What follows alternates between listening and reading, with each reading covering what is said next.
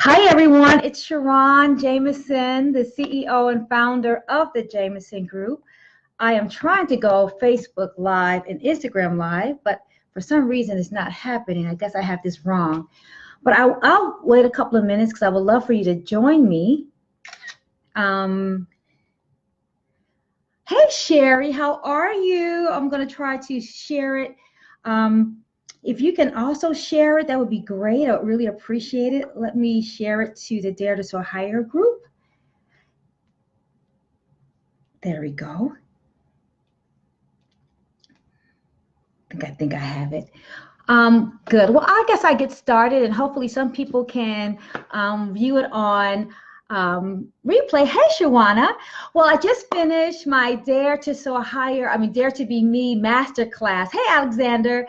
And I'm so excited because I wanted to share some of the things that we went over that I think is really important as we go into the new year. Hey, Suzanne.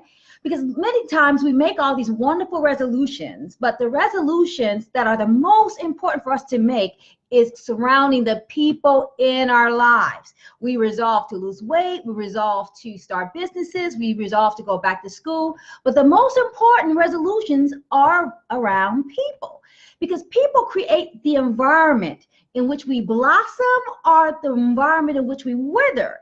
And so if we have the wrong people in our lives, if we surround ourselves by people that don't have our best interests at heart, we start to sink. We start to be suffocated. We start to struggle. We start to stagnate, and nothing good happens being around the wrong people in our lives. So I want you to make a resolution when you are making these resolutions to look at the people in your life differently. And so today I'm going to just highlight 4 things I want you to think about. And all of these will be the negative things, and then I'll come back Tuesday and give you the 4 positive things, because I want us to really consider looking at our lives. I think sometimes we think we have to allow people in our lives forever, even when it does not serve us. I don't care if it's your family. Nobody gets permission to be in your life and hurt you or wound you. Nobody has permission to do that. So let's talk about what are those 4 things that I want you to write down and think about and analyze your friendships, because I think that's really important. And so, and the 4 are applicable, be your personal life as well as your professional life. Hi, Lisa. The first thing I want you to think about, I went over this morning, identify the people who cripple you. Identify the people who emotionally and spiritually cripple you. This is what I want you to write down. Doubt drives dysfunction. Doubt drives dysfunction. So when you're around people who make you doubt your worth, or who you allow to make you doubt your worth, people who make you doubt your ability, doubt your dreams, doubt your vision, nothing good happens. And people doubt your vision and doubt your dreams when they said, oh, you know what? None of us ever went to college. Or you know what? You bought a house and it went into bankruptcy. Or you know what? You took that class and you failed. Why try again? When people give you comments that way, what it does, it drives doubt. It makes you doubt your ability, doubt your self-worth, doubt your self-respect, doubt your confidence. And anything that makes you doubt yourself drives dysfunction in your life. And it makes you perform less than you are capable of doing. So we have to think about who in our lives tries to fill us with doubt, because unfortunately we inculcate that, we imbibe that, we internalize the messages that we hear. So think about the people in your life who's always telling you what you cannot do, always telling you that you're too old, too fat, too young, too black, too this, too that. If anybody is always trying to make you feel that you are less than, we have to take them out of our lives, because you will inculcate, you will imbibe those messages, and you will start living your life based on their expectations. It's reckless to be around people who make you doubt yourself, because after a while, you will start doubting yourself too. Hey, Cleo and Kathy, be careful. If people always doubt who you are and who you are becoming, I want you to think about, do they deserve to have access to you? Because again, being doubtful and doubting is contagious, and as a result, you will start doubting your own value. Remember, people can only doubt you, make you doubt yourself if you allow it. But if you are bombarded by messages about what you cannot do, what you will never be, where you can never go, you will start inculcating and imbibing those messages, and their feelings will become played out in your life. So be careful about people who make you doubt yourself, because doubt drives dysfunction. And when we feel dysfunctional, we start hustling.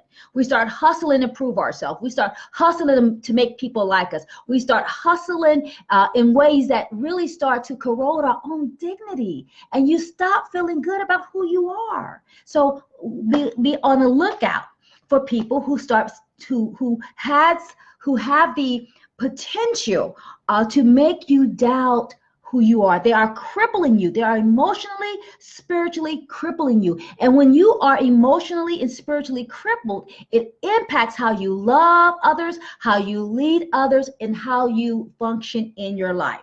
So the first thing, look at how people cripple you. The second thing I want you to think about is who is in your life that makes you feel caged. When we think about feeling caged, we think about who in our lives kind of makes us feel trapped and to live in myopic ways. For example, people who bring up your past to make you feel like you're trapped by your past, are trapped by a label, or society that says that you are trapped by a limitation, trapped by a stereotype, trapped by a paradigm. When we're around people who put us in boxes that suffocate our creativity and stifle our progress, we need to look at those relationships differently. We are slowly suffocated when we are in the wrong relationships. We are slowly losing our ability to self-actualize. So think about if there's a church or faith that makes you feel like you're caged to these set of precepts and set of traditions that don't honor you. They're not your crew. What if you're around people who make you feel caged about going to school, starting a business, or your failure? Anytime you feel caged, you are feeling limited. You are shrinking your life based on someone else's perspective of who you are and what you can be. That's dangerous. People in your life should look at you as a person of full potential, as a person of full possibility. People who love you look at you as if you are a treasure chest of skills, talents, abilities, and experiences. And if people are in your life that all they can do is critique you and chip away at your self-esteem, chip away at your self-respect, we have to get them out of our lives. We have to make a resolution to ourselves, a resolution to our families, to not be encumbered by tethered to people who keep us caged based on their paradigms, their social norms, their rules, and how they expect to live life. So we want to make sure that people don't keep us, we don't allow people to keep us caged in their paradigms, because their paradigms might be poisonous to our prosperity, to our peace, and to what we are being called to do. Hey, Bonnie and Gigi, the fourth thing I want us to think about is we need to be concerned, a resolve to not be around people who covet us, people who are jealous. Now, jealousy is interesting because jealousy starts off as admiration. People who really like you, people who like what you do. But slowly what happens is that people start assessing their success based on your success. And if you are rising higher than they are, faster than they think that you should, or compared to them, they become secret haters. Because that's all an admirer is a secret hater. And they start to be filled with resentment. They start to be filled with bitterness because they think that you are rising faster than they think you should rise. We got to be careful, because when we think about jealousy, it's so subtle. It's so gradual that you don't even realize it until you are walking around and you think that you have a devoted assistant, but then you find out that they are a devious assassin. So we want to think about who is in our lives, and is there any clues that they are no longer clapping for us? Hey, Lisa and Tanya, are people in your life, are there clues that they don't ever wish you well? Are there people in your life who used to be supporters, but now they're saboteurs? We have to look at it. You need a cheering squad, not a firing squad. And sometimes the people who covet us the most are people who started out with us, that we started climbing, and then they get really frustrated. I want you to remember this. Climbing always causes casualties. So when you are climbing up the ladder of success, the ladder of significance, the ladder of meaning, there will be casualties in relationships. Some relationships cannot withstand your ascension. And if you allow people in your life who are jealous of you, people who covet you, people who want what you have, they will secretly start to sabotage you. They will ruin your reputation. They will share your secrets. Believe me, it has been done to me many a times and to many of my clients. When people feel that you are being too successful based on their estimation, that they will find ways to hurt you, because people don't understand. They see the story, but they don't want to do all what you had to do. They want the success, but not the struggle. They want the reward, but not the risk. They want the applause, but not the anxiety. And sometimes they're not even aware that they are jealous, but their jealousy is starting to show up in every aspect of your life. So I want you to be mindful. Hey, Selena. Hey, Tanya, to be careful about people who are in your life, who are concerned and are very critical because you are being successful. Remember, our relationships will not withstand ascension. People that you start off with might not go to the penthouse with you, and you gotta be okay, because if not, you will spend so much of your energy trying to make them feel good about who they are. You will spend so much of your energy trying to make them feel good about themselves that you will not have the energy or the effort or the time to do what you have been called to do. So we got to be careful and resolve to ourselves to identify people who are jealous and covet us, and we got to pay attention, because it's so subtle that you won't see it. So that's one of the things I want you to think about. The fourth thing I want you to think about is I want you to think about people in your life who want you to just be comfortable.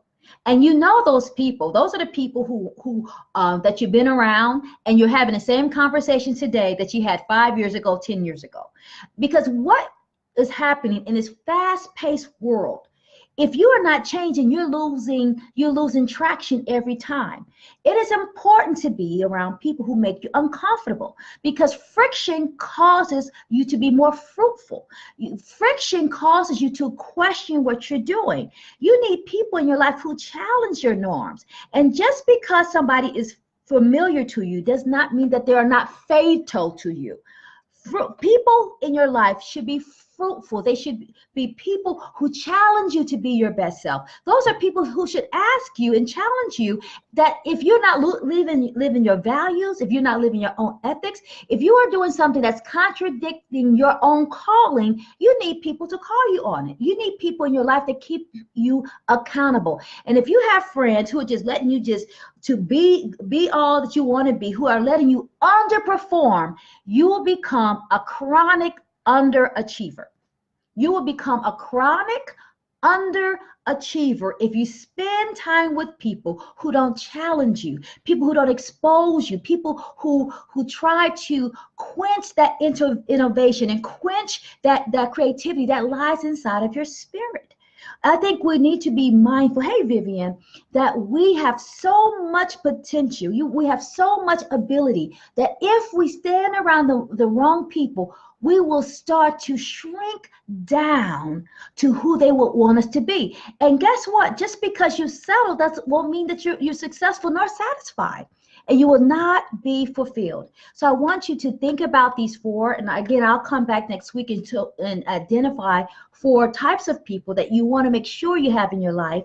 And if you don't mind, if you can share this video, because I think we make resolutions with everything in our lives, but we don't resolve to analyze our relationships, because our relationships should produce something. Our relationships should produce fruit. Our relationship should produce progress. Our relationship should produce businesses. Our relationship should produce significance and contribution. If our relationships are liabilities, or if they're grounded in lack, or if they're grounded in limitation, you will not have the potential and the emotional and spiritual bandwidth to be all that you have been called to do. So remember, our relationships are incubators. They should be places of liberation, places of exploration, places of experimentation. If not, you're surrounding yourself with people who are the wrong people. So again, if you can share this out, I would really appreciate it.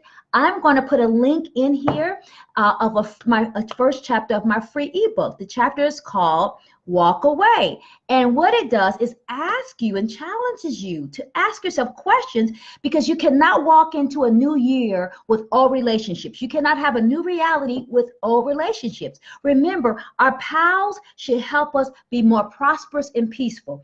Our homies should help us and give us hope and healing.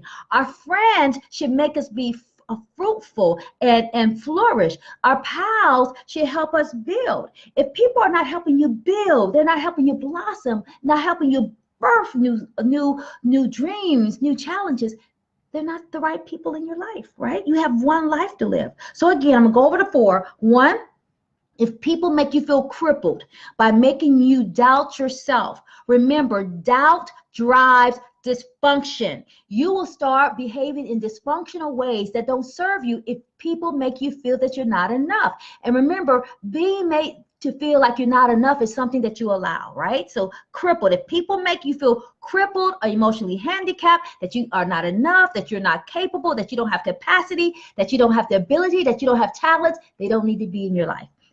That's crippled. 2, caged. If you feel that people are trying to limit you, hey Tina, limit you, hey Rhonda, limit you to small places, limit your dreams, limit your vision. If they have problems with who you are and who you are becoming, they're not the people in your life. The people in your life need to be places where there's a lot of bandwidth, a lot of potential, a lot of possibility. They need to be people who help you dream and help you strategize and help you reach and stretch to your highest ability. It's really, really important. If they make you feel caged, they are not your peeps. 3, if people make you feel, if people are jealous of you, you cannot have people in your life who are jealous of you. They start off as devoted assistants, but they come devious assassins, and they assassinate your dreams, assassinate your character, assassinate your reputation when they are filled with bitterness because they feel that you are having success too quickly. We got to be able to identify those things, those people quickly. So again, the other one is comfortable. If you feel comfortable, you're already behind you've already losing momentum. It's important that we have friends who want us to create, to stretch, grow. Maintenance will only keep you mediocre at best. Maintenance, it will keep you losing momentum because the world is moving faster and faster. And if you're not keeping up, you're falling behind and you're failing to be all that God has called you to be, and you failing to be the best version of yourself. So I'll come back Tuesday and tell you the 4 types of people that you want to resolve in your life to make sure you have those right people. But again, share this video. I'll put a link in there with the free chapter of the ebook. Please download the ebook, answer the questions. We have to reflect on the relationships in our lives because sometimes a person is not on your team, it's a mob. It's a malicious mob, a malignant mob, a mediocre mob. And if you have people in your life that you think are teammates, but they're really mobs, you have people in your life that will prevent you from growing and soaring. We need teammates. Nothing happens in isolation, but we got to make sure that we are attracting the right people in our lives. That means we have to get ourselves together, because you don't get who you want, you get who you attract, and you attract people who are just like you. Yes? So I want you to think about it. Please download the book, answer the questions. I'll come back Monday. And hi, Sharon, I'll come back Monday and give you the 4 types of people to look for. But as you are making your resolutions for 2019, resolve to make some changes. Your environment affects your ability to bloom. Your environment affects your ability to grow. Your environment, your friendships is the soil in which you bloom or you wither. Your friends are like elevators. They take you up, or your friends take you down. You got to make sure that you are connected to people who are resources and not liabilities, people who are assets, people who have your best interest at heart, and understand that everybody doesn't want you to win.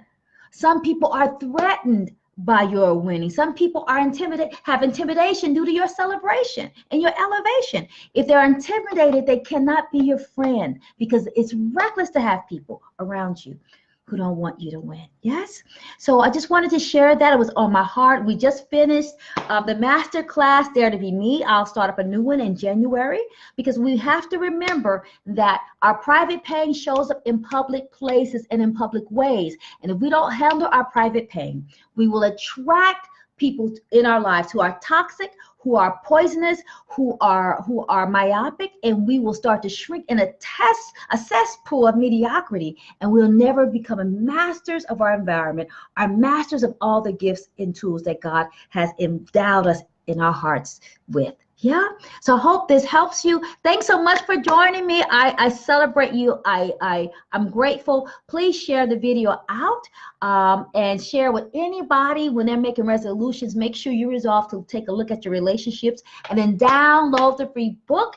Answer the questions, answer the questions, answer the questions, because if you download the book, you'll get 4 free videos about relationships, about leadership. It doesn't matter what type the ship is. It could be a relationship, a companionship, discipleship, partnership, fellowship, whatever the ship is. We need everything in our lives are created, carried, and cultivated by ships.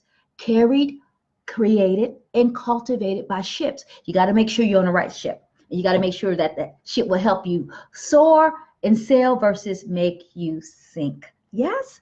Well, thanks so much, everybody. Blessings to you always. And thanks so much for joining me. Blessings. Bye.